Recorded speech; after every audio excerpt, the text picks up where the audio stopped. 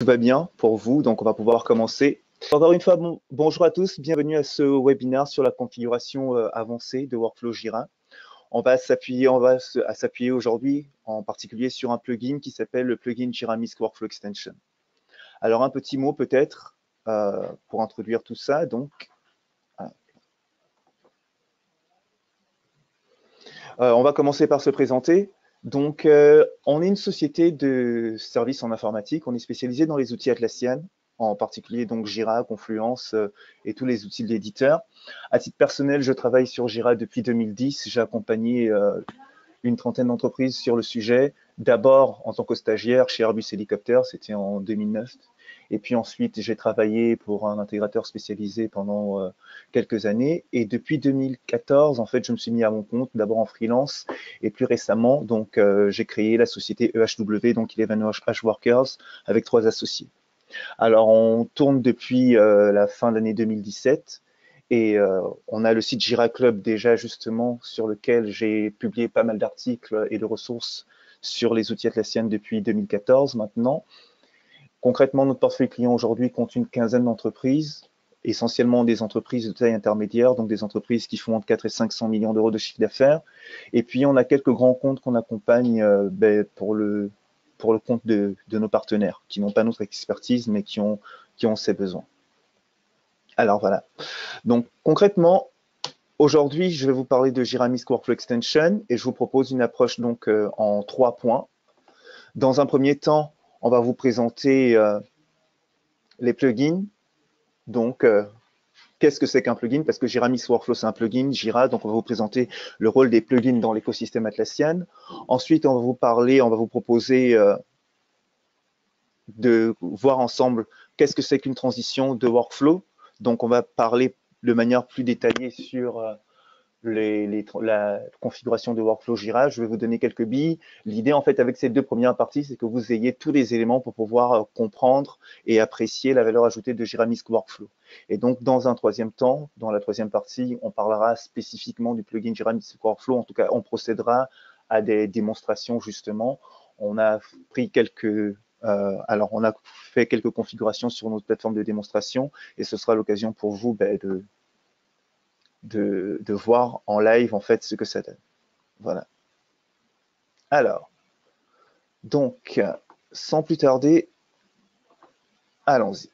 Donc, on va commencer par les plugins, comprendre les plugins. Qu'est-ce que c'est que les plugins dans Jira? Alors, j'ai l'habitude de dire à nos clients, en fait, que ce qui fait la force de Jira, en tout cas, c'est sa flexibilité. Et la flexibilité dans Jira, elle se lie à 3 niveaux. Elle se lie au niveau du moteur de champ personnalisé, c'est-à-dire que Jira est équipé d'un moteur de champ personnalisé qui permet d'adapter l'outil, qui vous permet de configurer l'outil en fonction de vos besoins en matière de données. Il y a une vingtaine de types de champs personnalisés qui existent par défaut dans Jira. Et donc, ça vous permet de créer des données, des champs, en fait, pour vos formulaires de saisie en fonction de vos besoins. Par exemple, si vous êtes un éditeur de logiciels et que vous avez l'habitude d'utiliser Jira pour gérer vos bugs avec des numéros de version, par exemple, pour noter la version sur laquelle le bug a été identifié, et une description du bug, une description de l'environnement, et que vous avez envie de rajouter une donnée qui va vous permettre d'identifier, par exemple, le numéro de téléphone du client qui a remonté le bug ou son entreprise, vous pouvez créer un champ numéro de téléphone ou un champ entreprise. Il y a une vingtaine de types, donc vous pouvez choisir un type texte, type numérique, et ainsi de suite, des listes déroulantes, etc. Ça, c'est le travail du moteur de champ personnalisé. Ensuite, à côté de ça, vous avez un moteur de workflow qui va vous permettre d'adapter l'outil à vos besoins. Et ça, c'est quelque chose qui, dès le début déjà, a permis de faire la différence par rapport à d'autres solutions proposées sur le marché. Donc, c'est-à-dire que si aujourd'hui, par exemple, l'outil vient avec une configuration de workflow par défaut, qui est un workflow en 5 étapes, et vous décidez que vous, dans le cas de votre organisation, vous traitez vos bugs, vous traitez vos anomalies, ou vous traitez vos tickets en 12 étapes, vous pouvez très bien modifier la configuration existante pour l'adapter à vos besoins. Donc ça, c'est le deuxième aspect de la configuration de la flexibilité de Jira, donc qui se lie au niveau de l'adaptation de l'outil par rapport à vos process. Et un troisième aspect, donc, c'est le moteur d'extension. Extension ou plugin, ce sont des synonymes, en fait. Et justement, c'est là que Jira Mist Workflow intervient. C'est-à-dire que il y a des besoins que vous ne pouvez pas couvrir avec le simple moteur de workflow ou le simple moteur de champ personnalisé.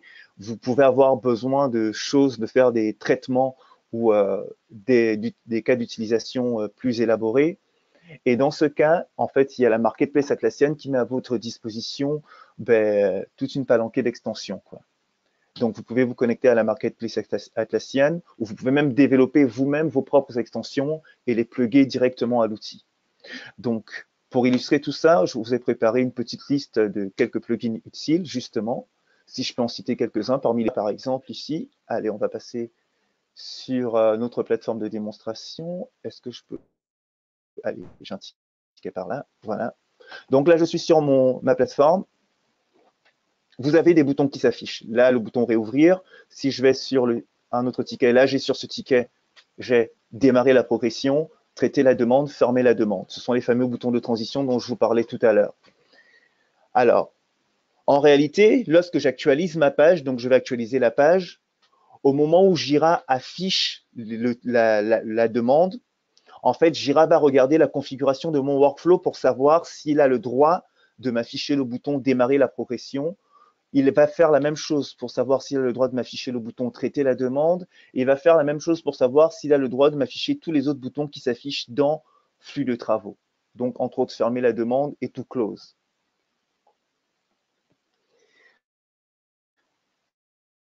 Et en fait, c'est dans les conditions dont je vous parle justement qu'on va définir si oui ou non Jira a le droit de m'afficher la demande. Par exemple, je peux dire à Jira, avec le plugin Jira Mist Workflow que justement je vais vous présenter dans quelques minutes, je peux dire à Jira, démarrer la progression, tu ne l'afficheras que si l'utilisateur qui se connecte est un développeur.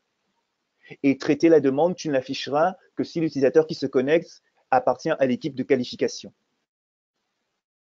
Voilà. Et pour ça, je vais le faire en utilisant justement des conditions. Donc, c'est à ça que les conditions servent. Si je corresponds à la condition qui a été définie sur ma transition, Jira va m'afficher le bouton de transition. Si je ne corresponds pas, si mon profil ne correspond pas ou si les conditions ne sont pas réunies, Jira ne m'affichera pas le bouton de transition associé à la transition définie ici. Alors, ça, c'est pour les conditions. Un autre aspect important de la configuration de Workflow Jira, donc, ce sont les valideurs. Alors, les valideurs implémentent plutôt des contrôles de surface. C'est-à-dire qu'au niveau des conditions, donc, je vais décider si oui ou non j'affiche le bouton. Si je ne vérifie pas la condition, le bouton ne s'affichera pas. Avec les valideurs, Jira va d'abord m'afficher les boutons et c'est au moment où je vais vouloir exécuter la transition que Jira va faire le test, en fait. Je peux vous prendre un exemple concret qu'on vous a préparé. J'ai ici le bouton démarrer la progression et on a implémenté un contrôle de surface. Donc là, Jira, en fait, il va vérifier d'abord que je vérifie que je corresponds à la condition qui a été définie. Et puisque je corresponds à cette condition, donc il m'affiche le bouton. Et maintenant, quand je clique sur démarrer la progression, vous allez voir qu'il me propose un écran. Et sur cet écran, j'ai le champ date d'échéance. Alors, en fait, j'ai défini un valideur dans Jira qui dit que si ce champ n'est pas rempli, je ne peux pas passer à l'étape suivante. C'est ce qui se passe ici. Je vous montrerai tout à l'heure pendant la démo justement comment on fait pour configurer cela. Quand je vais cliquer sur Start Progress, Jira me dit c'est pas possible parce que ce champ est obligatoire. Et ça, c'est possible. Pourquoi? C'est possible au niveau d'une transition parce que j'ai défini un valideur. Voilà. De la même manière, j'aurais pu mettre d'autres éléments, hein. Alors là, si je renseigne la date, tout va bien se passer, mais j'aurais par exemple pu dire un commentaire est obligatoire et faire la même chose. Ou j'aurais pu dire l'utilisateur qui clique sur le bouton doit être justement un développeur ou autre. Et dans ce cas, il m'aurait affiché l'écran et c'est au moment où je clique sur le bouton qu'il aurait vérifié. Là, par exemple, j'ai renseigné la transition, donc je vais pouvoir passer à l'état suivant. Voilà.